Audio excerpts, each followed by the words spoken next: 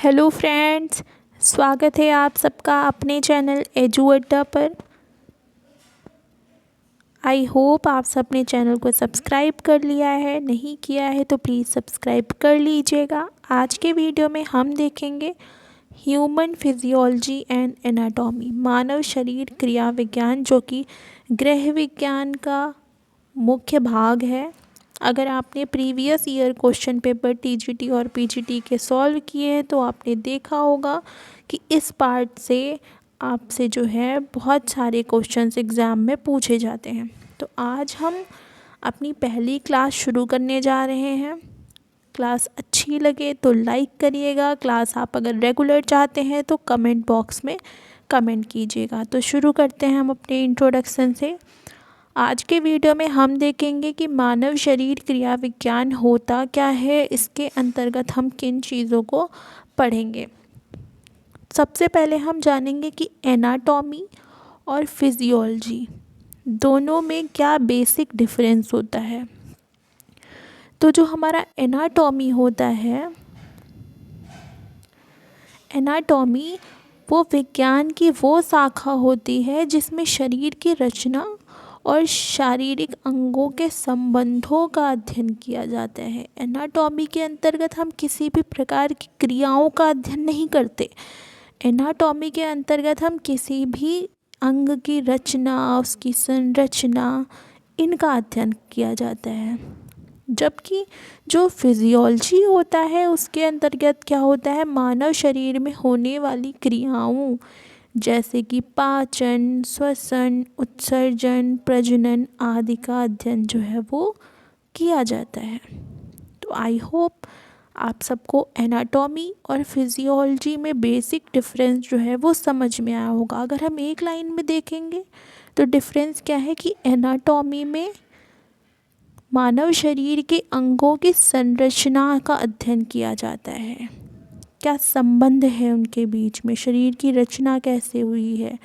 और फिजियोलॉजी में क्या होता है, शरीर में होने वाली क्रियाओं का अध्ययन किया जाता है, पाचन क्रिया, श्वसन क्रिया, उत्सर्जन, प्रजनन, ये सब क्रियाएं। आगे बढ़ते हैं, जानेंगे कि फिजियोलॉजी शब्द का प्रयोग सर्वप्रथम किसने किया था। इम्पॉर्टेंट है आपके लिए, नोट कर लीजिएगा इसको। जो फिजियोलॉजी शब्द है उसका सबसे पहले जो प्रयोग है वो जीन फर्नेल ने किया था। और जो है फादर ऑफ फिजियोलॉजी किसको कहा जाता है, तो जो आपके फादर ऑफ फिजियोलॉजी हैं वो विलियम हार्वे को कहा जाता है। विलियम हार्वे ने एक और तंत्र की भी खोज की है, उसका नाम आप कमेंट बॉक्स में बताइएगा कि विलियम हार्वे ने किस तंत्र की खोज की है। एक और क्वेश्चन, एक और पॉइंट जो है वो आप ऐड कर लीजिएगा। जैसे कि हमने देखा कि father of physiology William Harvey हैं, तो फादर ऑफ मॉडर्न फिजियोलॉजी जो हैं वो क्लाउडे बर्नार्ड हैं। ये पॉइंट भी जो है आप यहीं पे कहीं ऐड कर लीजिएगा। Father of physiology William Harvey, father of modern physiology Claude Bernard. और फिजियोलॉजी शब्द का जो सबसे पहले प्रयोग है वो जीन फर्नेल ने किया। जैसा कि हम सभी जानते हैं कि मानव यानी कि ह्यूमन यानी कि हम सभी एक सजीव हैं, क्योंकि हम श्वसन करते हैं,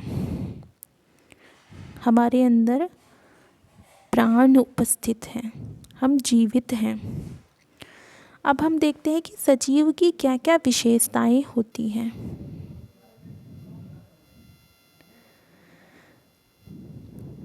सबसे पहले हम देखेंगे कोशिका जो है शरीर की संरचनात्मक एवं क्रियात्मक इकाई है। संरचनात्मक इकाई का मतलब क्या है कि किसी भी चीज़ की जो रचना है वो रचना किस से हुई है, यही संरचनात्मक इकाई कहलाती है। तो जो मानव शरीर है वो कोशिका से मिलकर बना है। कोशिका मानव शरीर की मूलभूत इकाई है, स्पष्ट शब्दों में हम ये कह सकते हैं। इसको हम डायग्राम के थ्रू समझेंगे। जाइगोट, जाइगोट होता क्या है, तो पुरुष शुक्राणु और मादा अंडाणु की जो निषेचन की प्रक्रिया होती है, उस निषेचन की प्रक्रिया के बाद एक युग्मक का निर्माण होता है, एकल कोशिका का निर्माण होता है, जिसको हम जाइगोट कहते हैं। अब ये जाइगोट क्या होता है, इस जाइगोट में जो है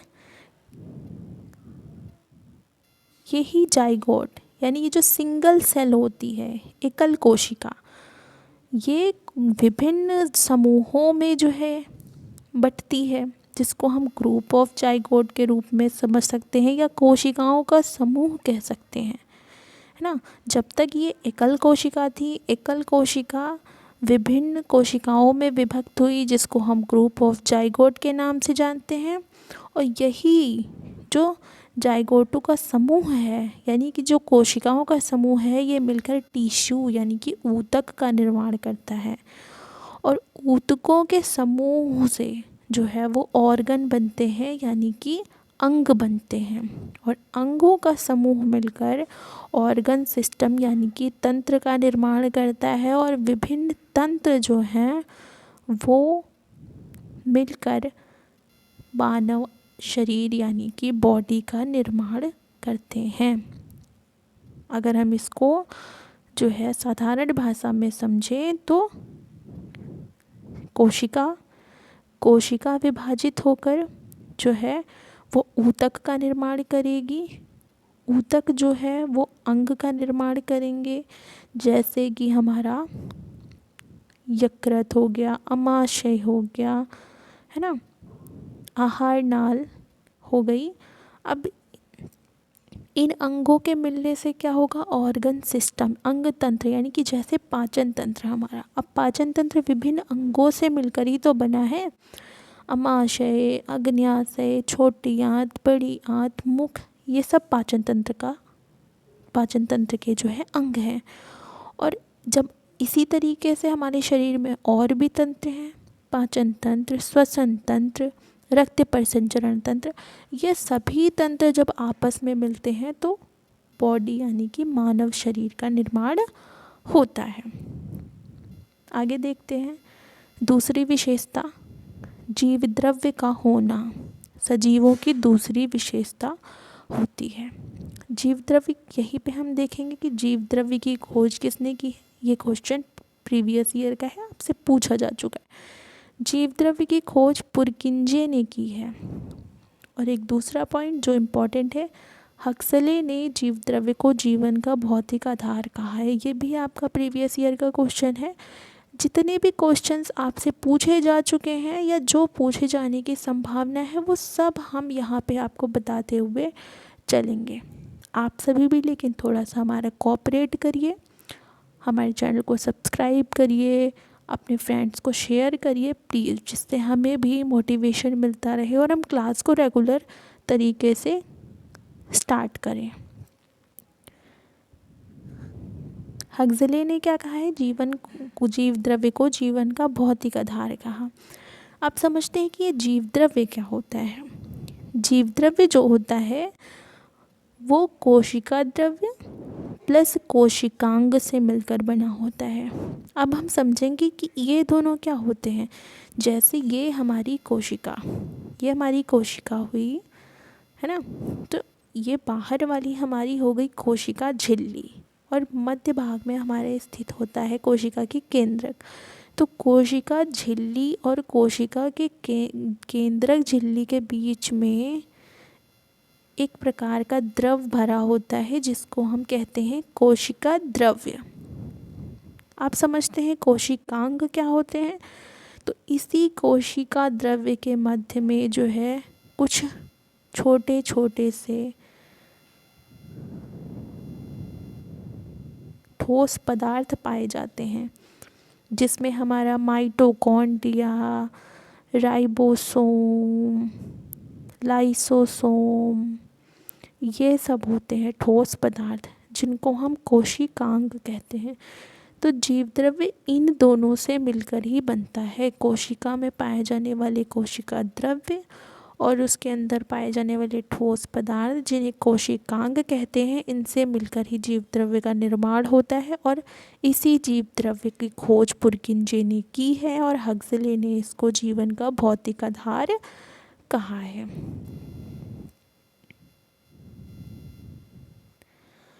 तो ये थी हमारी आज की बेसिक सी क्लास, लेकिन क्लास आपके लिए इम्पॉर्टेंट है। और अगर आप इसी तरीके से रेगुलर बेसिस से हमारी क्लास फ्री में चाहते हैं तो प्लीज़ हमारे चैनल को सब्सक्राइब करें, कमेंट बॉक्स में बताएं। Thank you.